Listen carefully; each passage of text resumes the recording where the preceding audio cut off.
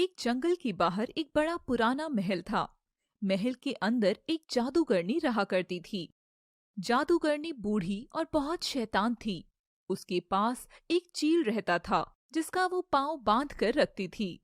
एक दिन वो चील उड़ता हुआ जंगल में आ गया और जंगल में बाकी पंछियों को उड़ता देख बहुत खुश हुआ।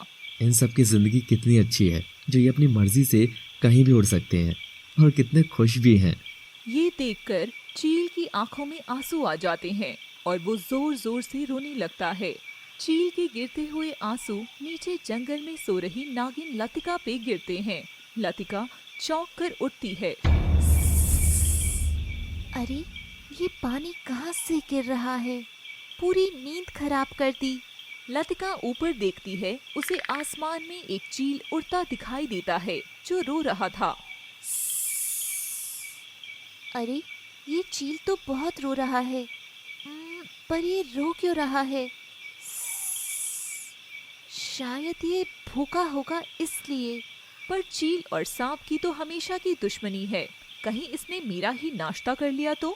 लतिका अनदेखा कर चली जाती है और चील भी वापस महल में चला जाता है। जैसे ही चील महल की दीवार पर बैठता है, जादूगरनी उसे उसके पाँव में बांध धागे से खींच लेती है और थोड़ा सा धागा तोड़कर पिंजरे में कैद कर देती है। बेचारा चील रुआसा होकर फिर से अगली सुबह का इंतजार करता है। अगले दिन भी चील आसमान में उड़ने लगता है और बाकी पक्षियों को और जानवरों को खेलता देख फिर से रोने लगता है। इस बार भी आंसू फिर से लतिका के ऊपर आकर गिरता है और उस दिन चील की रोने की आवाज भी बहुत तेज आ रही थी।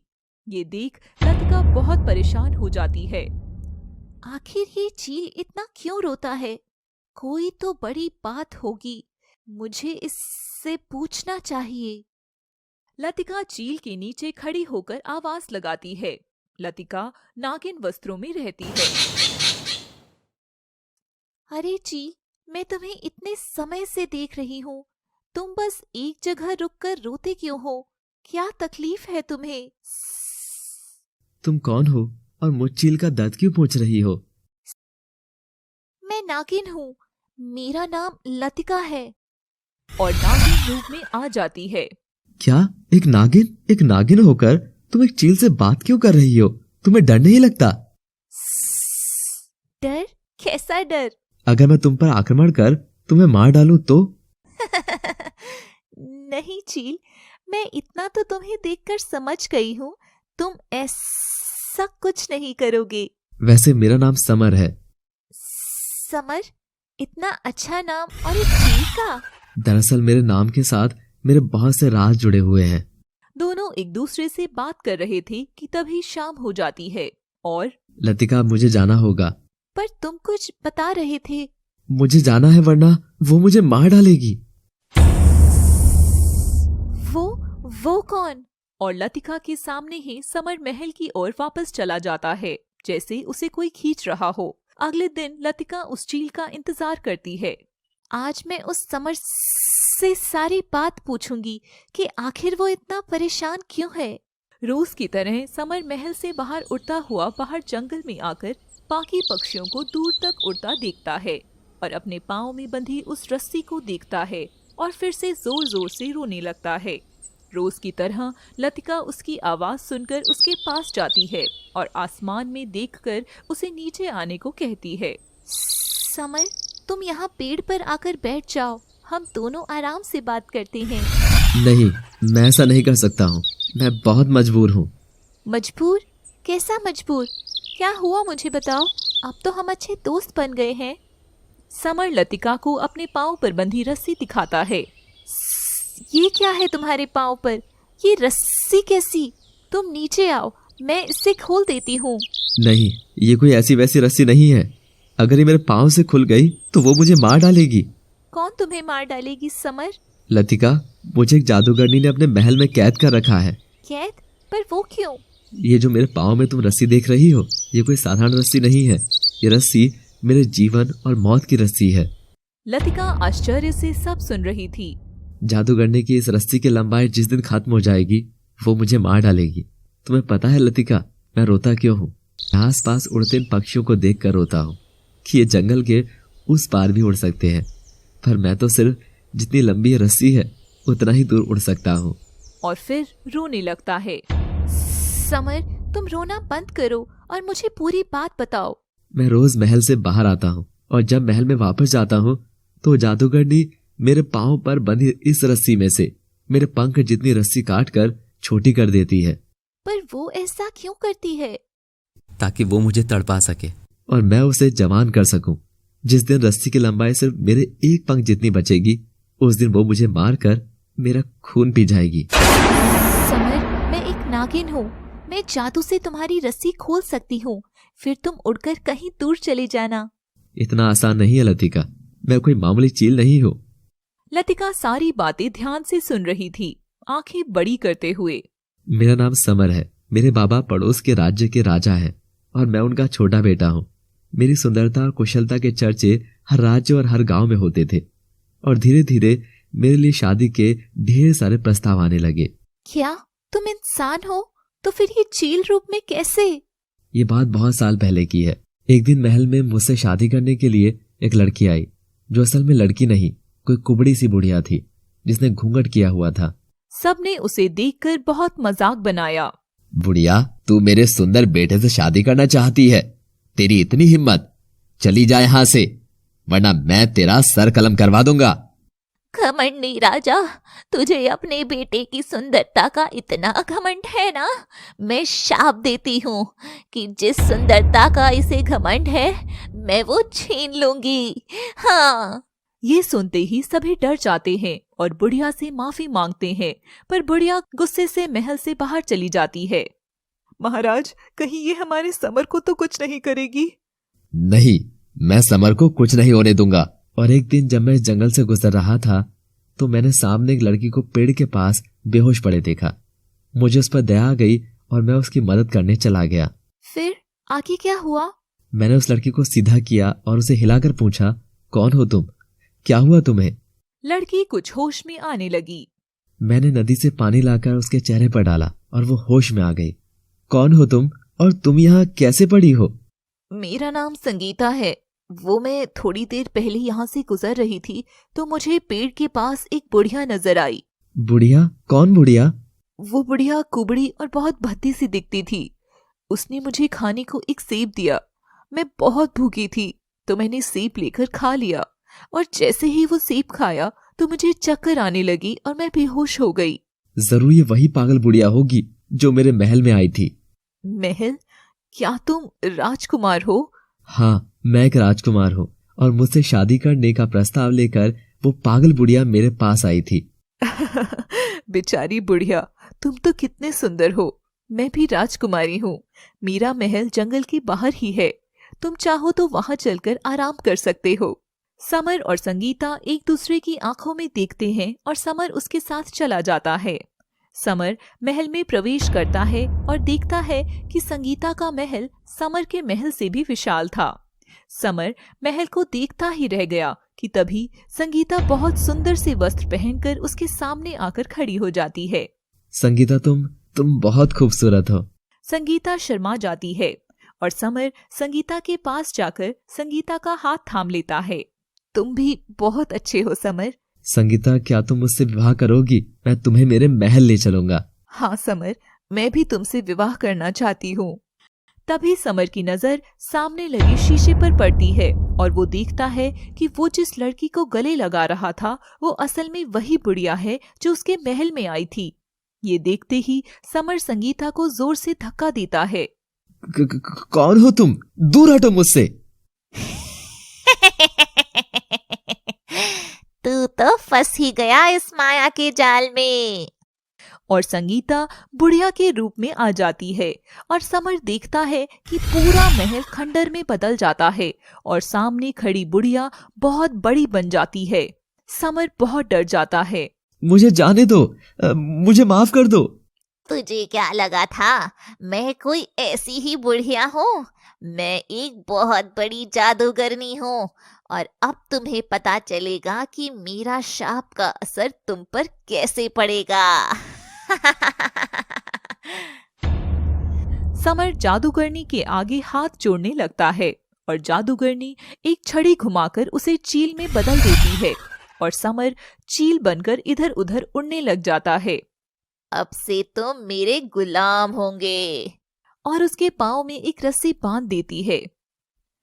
ये जो रस्सी तुम्हारे पाँव में बंधी है, मैं रोज इसे तुम्हारी पंख जितना काटूंगी और जिस दिन ये पूरी कट जाएगी उस दिन मैं तुमसे विवाह करके तुम्हें मार दूंगी और तुम्हारे खून को पीकर जवान बन जाऊंगी।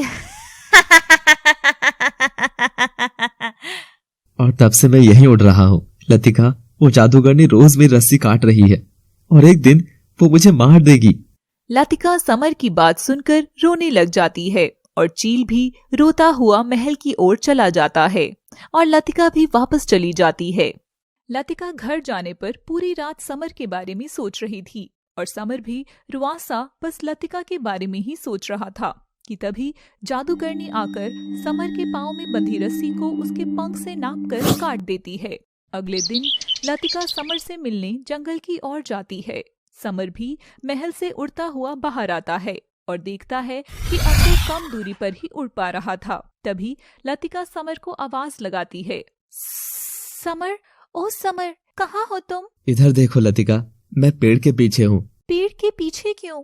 आज तुम वहाँ क्या कर रहे हो? समर लतिका को अपनी रस्सी दिखाते हुए बताता है। लतिका, जादूगरनी अब रोज मेरी रस्सी को छोटा कर रही है और जल्दी ही वो मुझे मार कर मेरी जवानी ले लेगी। नहीं नहीं समर, ऐसा कुछ नहीं होगा, मैं तुम्हें कुछ नहीं होने दूंगी। और लतिका जोश में आकर अपनी आंखों से तेज लाल रोशनी निकालकर समर के पाँव में बंधी रस्सी पर फेंकती है और रस्सी जलकर अलग हो जाती है और समर अपने पंख फड़फड़ाता हुआ नीचे लतिका के पास आकर गिरता है। लतिका समर को उठाती है और सीने से लगा लेती है। पर तुमने ऐसा क्यों किया लतिका? ऐसा करने से वो दुष्ट जादूगरनी तुम्हें भी मार सकती है। मुझे तुमसे प्यार हो गया है समर। एक नागिन का चील से प्यार करना ठीक तो नहीं है, पर फिर भी मैं तुमसे प्यार करने लगी हूँ और तुम्हें कभी भी कुछ नहीं होने दूंगी। क्या? वो लतिका, मुझे भी तुमसे कुछ कहना है। कि तभी समर हवा में उड़ जाता है और उसके पंख जोर से हिलने लगते हैं। ये क्या हो रहा है तुम्हें समर? तुम ठीक तो हो? और देखते देखते समर का आकार पहले से छोटा हो जाता है और उसके पाँव में वही रस्सी फिर से आ जाती है। मैंने कहा था ना लतिका, वो जादूगरनी मुझे आजाद नहीं होने देगी। तभी पास में जादूगरनी की परछाई आकर जोर से हंसने लगती है। तुझे क्या लगा था कि तू मेरी कैद से इतनी आसानी से छूट जाएगा? यहाँ से मैं तुझे कभी नहीं जाने दूंगी। और जादूगरनी गायब हो जाती है। समर, क्या तुम भी मुझसे प्यार करते हो? मगर शाम होते ही समर अपने महल के अंदर जाने लगता है। मैं तुम्हें कल जवाब दूंगा लतिका।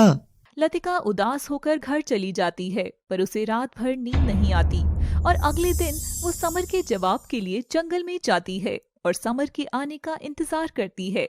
मगर उस दिन समर नहीं आता।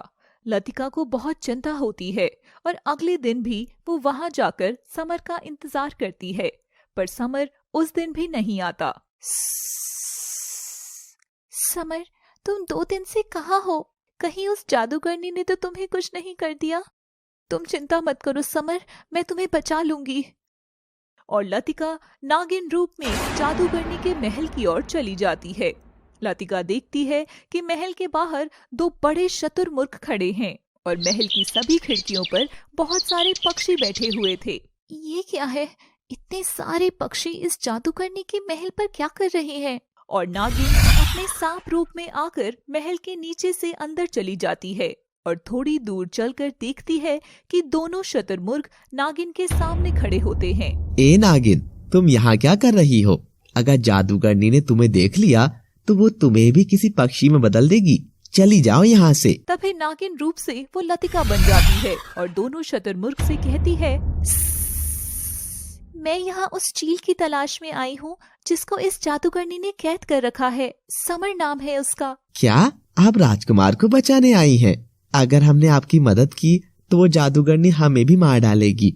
वास्तव में हम दोनों शुतुरमुर्ग नहीं, इंसान ही थे। कुछ साल पहले हम इस महल में चोरी करने आए थे। महल खाली देखकर हमने इसे लूटने का सोचा कि तभी समर और एक खूबसूरत लड़की महल में आए थे, और देखते ही देखते ये महल खंडर बन गया और वो सुंदर लड़की एक बूढ़ी जादूगरनी में बदल गई थी। फिर उसने राजकुमार को हमारी नजरों के सामने ही चील में बदल दिया, और ये देखकर हम दोनों डर के मारे भागने लगे। तो हमें जादूगरनी ने देख लिया और हमें शुतुरमुर्ग में बदलकर महल का चौकीदार बना दिया और भागने पर मार डालने की धमकी दी। इस जादूगरनी को सबक सिखाना ही होगा। मुझे बताओ समर कहाँ है? जादूगरनी ने समर को 2 दिन से अंधेरे कमरे में बंद कर रखा है। अगर तुम्हें उसे बचाना है तो आज रात से पहले ही बचाना होगा। जादूगरनी अभी जंगल में कुछ जड़ी बूटियां लेने गई है और आज रात को पूनम के चांद के सामने उन जड़ी बूटियों के पानी में समर को पकाकर खा जाएगी और फिर उसकी जवानी ले लेगी। और ये ऐसा बहुत से लोगों के साथ पहले भी कर चुकी है। मगर किनके साथ?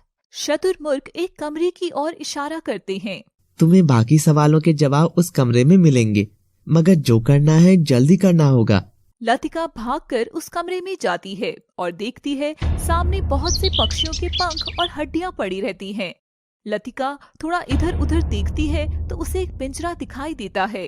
पिंजरे में उसे 2 तोते और 3 कबूतर नजर आते हैं। लतिका उनके पास जाती है और समर के बारे में पूछती है। तो तुम ही हो वो जिसने राजकुमार के पाँव की रस्सी काट डाली थी? जादूगरनी इस बात से बहुत गुस्सा हुई थी और फिर समर को बहुत मारा और अंधेरे कमरे में बंद कर दिया। तुम्हें क्या लगता है इतना आसान है उस बुढ़िया को हराना? हम सब कोई पक्षी नहीं है और ना ही ये मरे हुए लोग पक्षी थे। जब राजकुमार कुछ दिन बाद भी महल लौट कर नहीं आए तो महाराज ने एक बड़ी सेना को उन्हें ढूंढने भेजा और हम ढूंढते हुए जंगल में चले गए और तभी वहाँ एक कौवा आया और हमारे सिर पर उड़ने लगा। हमने उसे भगा दिया पर उसने राजकुमार की एक अंगूठी हमें दिखाई। और हम उस अंगूठी को देखकर कौवे का पीछा करते हुए महल में चले गए।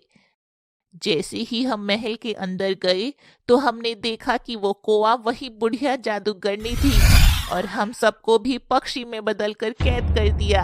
और तुम्हें पता है लतिका, धीरे धीरे वो पक्षियों को मारकर उनकी जवानी ले लेती थी, पर तुम हमारे राजकुमार को बचा लो। मगर मैं उसे कैसे बचाऊं और उस मायावी जादूगरनी को कैसे रोकूं?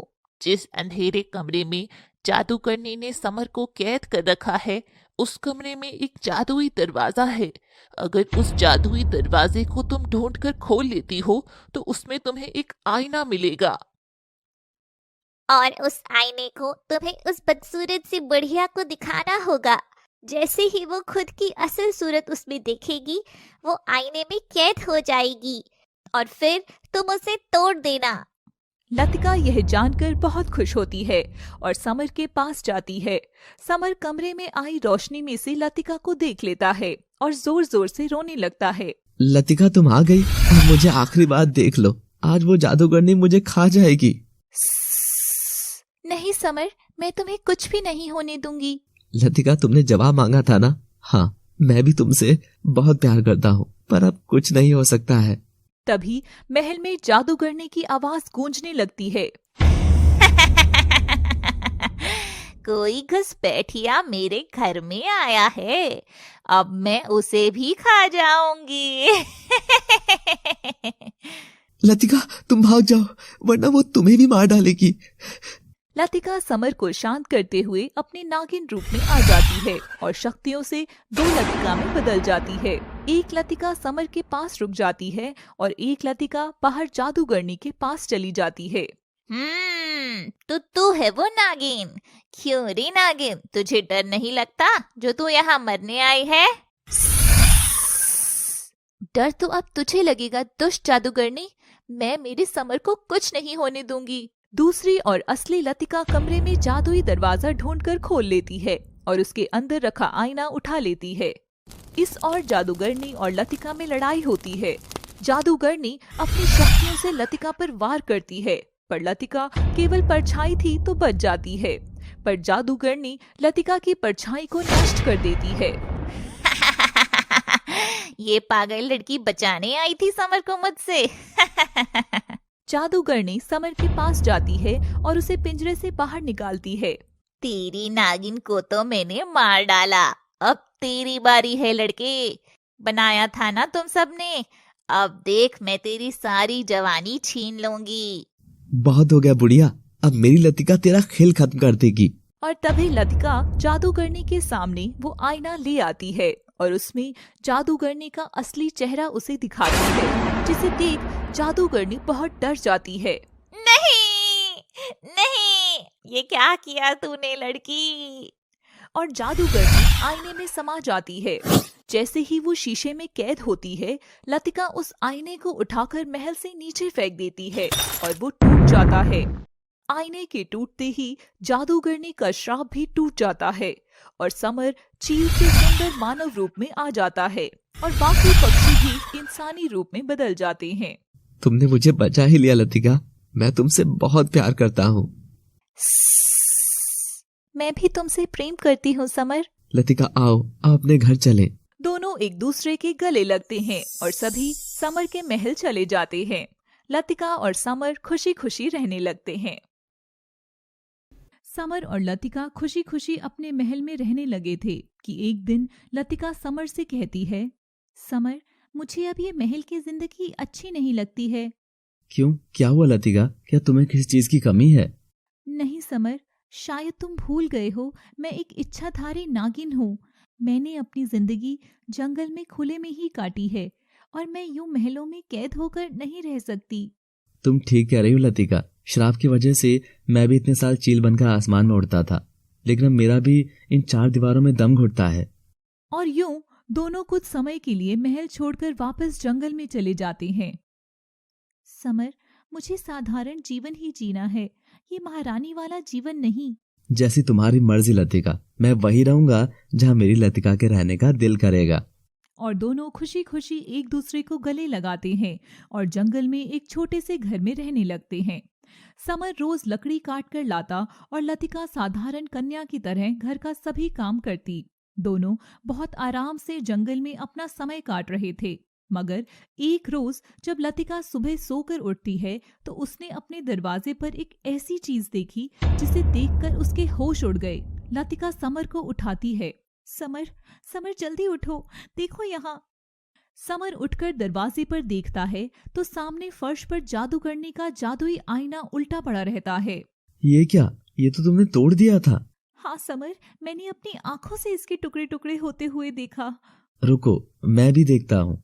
नहीं समर, रुको, इसे हाथ मत लगाना। भूलो मत उस चुड़ैल जादूगरनी ने तुम्हारे साथ क्या किया था। और लतिका अपनी आंखों की रोशनी जलाकर उस आईने को जला देती है।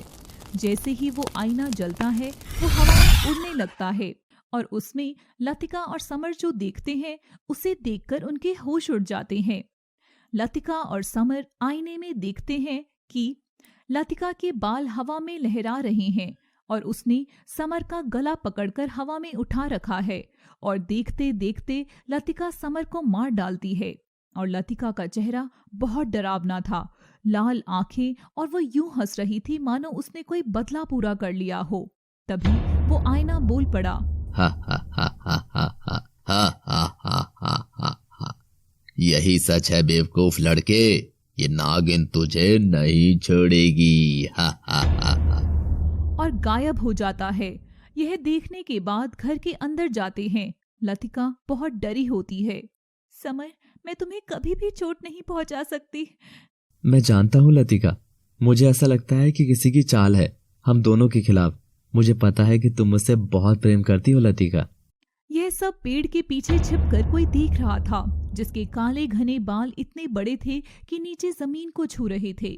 मगर लतिका ने तो अपने हाथ से वह जादू आईना महल से गिराकर उस जादूगरनी का अंत कर दिया था। तो आखिर वह कौन थी? अब लतिका और समर दोनों कुछ परेशान रहने लगे। आखिर उस आईने में दिखाई उस दृश्य का मतलब क्या था? मैं मेरे समर को कैसे मार सकती हूँ? मुझे अब जल्दी से इस रहस्य को सुलझाना है, नहीं तो मैं मेरी समर को खो दूंगी। अगले दिन समर और लतिका कमरे में सो रहे थे कि कि तभी लतिका को अपने बगल में कुछ अजीब सा महसूस होता है और वह करवट लेकर देखती है तो उसके बगल में वही आईना रखा होता है। वह पास में सो रहे समर को आवाज लगाती है, समर। मगर आईने में से एक बड़ा सा हाथ बाहर आकर लतिका का मुंह दबा देता है और लतिका आईने में जो देखती है वह उसको डरा देता है। लतिका देखती है समर लकड़ियां काट रहा था कि लकड़ियों के पीछे समर ने लतिका के हाथ पांव बांध कर रखा हुआ था और तेज धार वाली कुल्हाड़ी लतिका की ओर ले जा रहा था और उसके टुकड़े टुकड़े कर उसे मार देता है। तभी आईने में से एक बार फिर आवाज आती है, हा हा हा हा हा हा, तो यही था तेरा प्यार बेवकूफ नागिन। इसने तो अपना शाप मुक्त कराने के लिए तुझसे प्यार का नाटक किया और अब तूने उसे उसकी ऐश की जिंदगी छीन ली तो वो तुझे मार डालेगा। हा हा हा हा हा हा। हंसते हुए आईना गायब हो जाता है। यह देख लतिका की चीख निकल पड़ती है और समर भी उठ जाता है। लतिका समर को पूरी बात बताती है। समर, आखिर ये सब क्या हो रहा है और हम दोनों एक दूसरे की जान क्यों लेना चाह रही है? कहीं वो जादू करनी तो नहीं? नहीं, ऐसा नहीं हो सकता और उस मनहूस का नाम मत लो मेरे सामने। खैर तुम फिक्र मत करो लतिका, भोलेनाथ सब देख लेंगे। और यह सब पेड़ के पीछे छुपकर वही औरत सुन रही थी। अब धीरे धीरे समर और लतिका को एक दूसरे से डर लगने लगा था और दोनों एक दूसरे से दूर होने लगे थे। एक रोज लतिका ने अपने घर की छत के ऊपर एक कौवा उड़ता देखा जो बहुत जोर से काव काव कर रहा था। ये क्या, आज यह कौवा हमारे घर के बाहर बोल रहा है? यह तो कुछ अनहोनी होने का संकेत है। और कुएं पर पानी लेने चली जाती है। लतिका जैसे ही कुएं में बाल्टी डालने के लिए झुकती है, वो पानी में समर की परछाई देखती है कि समर दोनों हाथों को फैलाए लतिका को कुएं में धकेल देता है और जैसे ही लतिका गिरती है तुरंत नागिन रूप ले लेती है और पानी में तैरने लगती है। फिर रस्सी की मदद से बाहर आ जाती है। समर, तुम पागल हो गए हो? ये तुम क्या कर रहे थे? हाँ, मैं तुम्हें मारना चाहता हूँ। मैं तंग आ गया हूँ एक नागिन के साथ। मैं जानता हूँ कि किसी दिन तुम मुझे मार डालोगी, उससे पहले मैं ही तुम्हें मार दूंगा। और दोनों में लड़ाई होती है, मगर लतिका एक नागिन थी और समर एक साधारण लड़का, तो वो लतिका से हार कर वहां से घने जंगल की ओर भाग जाता है। दूसरी ओर जंगल में समर लकड़ियां काट रहा था और देखता है कि लतिका आकर समर के ऊपर पास पड़ी लकड़ियों को उठाकर फेंकने लगती है और समर दर्द से चिल्लाने लगा और डांट कर लतिका को वहां से भगा देता है। फिर शाम को लतिका और समर घर में मिलते हैं। लतिका समर से पूछती है, समर, तुमने मुझ पर हमला क्यों किया? पहले तुमने मुझ पर हमला किया था। दोनों में बहस होती है और फिर से झगड़ा हो जाता है। समर, हम क्यों लड़ रहे हैं? पता नहीं लतिका, ये सब क्या हो रहा है? मुझे कुछ भी समझ नहीं आ रहा। मुझे लगता है वो जादूगरनी वापस आ गई है। समर, हमें एक बार वहां चलकर देखना होगा।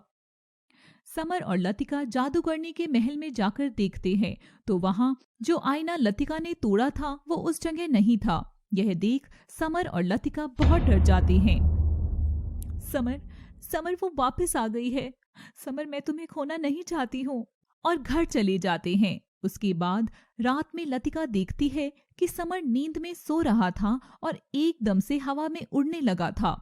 लतिका देखती है कि समर की पीठ में से चील के पंख निकल रहे हैं और समर वापस एक चील में बदल जाता है।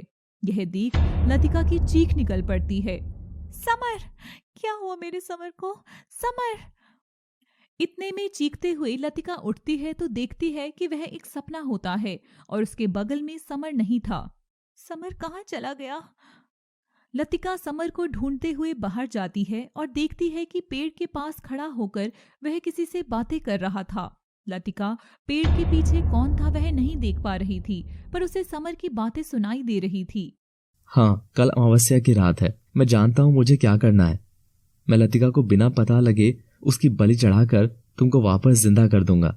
यह सुनते ही लतिका के पसीने आने लगते हैं और वो हांफती हुई घर में नागिन रूप में बदल जाती है। उधर समर जानता था कि लतिका पीछे खड़े होकर सब सुन रही थी, तो वो पलटकर देखता है और मुस्कुराता है। अब आएगा असली मजा।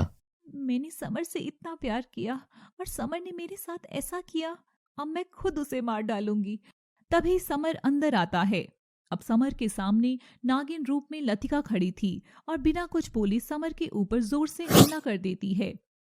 भागते भागते समर घर से बहुत दूर आ जाता है और देखता है सामने उसी जादूगरनी का महल होता है। यह देख समर बहुत घबरा जाता है। अरे ये मैं कहाँ आ गया? ये तो उस खतरनाक जादूगरनी का महल है।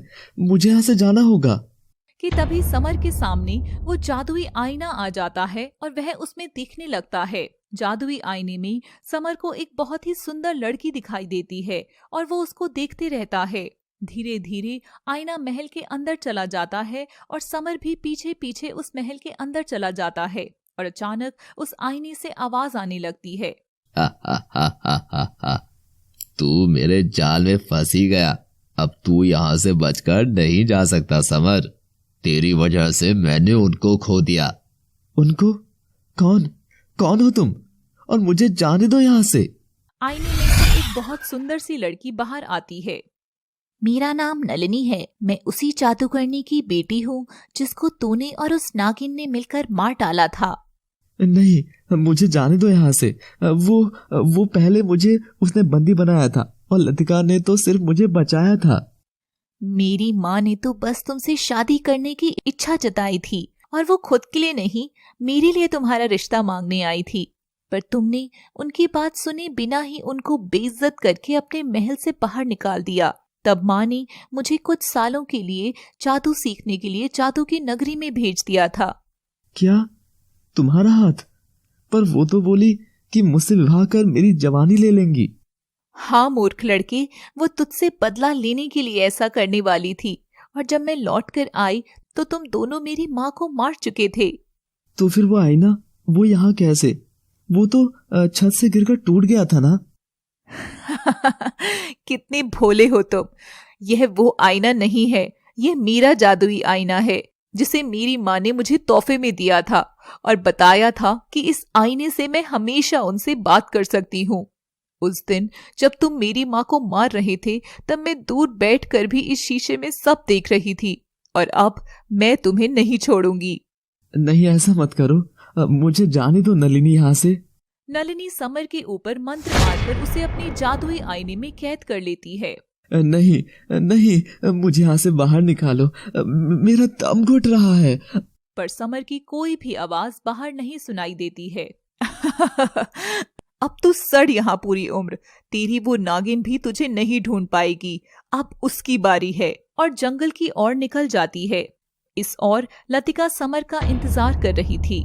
शाम हो गई, समर अभी तक घर नहीं लौट कर आया। ये मैंने क्या कर दिया आज? मैं मेरी ही समर को मारने वाली थी। हे शिव शंभू, ये क्या हो रहा है हमारे साथ? जरूर कोई बुरी शक्ति हम दोनों के बीच दरार ला रही है। कहीं वो बूढ़ी जादूगरनी तो वापस नहीं आ गई? और तभी समर दरवाजे पर आता है। लतिका, मुझे माफ कर दो। नहीं समर, मुझे माफ कर दो। मुझे तुम पर हाथ नहीं उठाना चाहिए था। ये सब उस दुष्ट जादूगरनी का ही किया हुआ है। और लतिका बात करते हुए खिड़की के पास चली जाती है कि तभी समर पास में रखी कुल्हाड़ी उठाकर लतिका के पीछे आता है। पर लतिका समर की परछाई खिड़की के कांच में देख लेती है और तुरंत हवा में गायब हो जाती है। यह देख समर चौंक जाता है। लतिका, कहाँ हो तुम? मैं आज तुम्हें नहीं छोड़ूंगा। तभी लतिका अपने नागिन रूप में समर के पीछे से आकर उसे अपनी पूंछ में लपेटकर बांध देती है।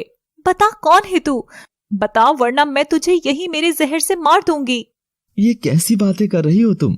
ये तो मैं ही हूँ, तुम्हारा समर। तुझे क्या लगा मुझे पागल बनाना इतना आसान है?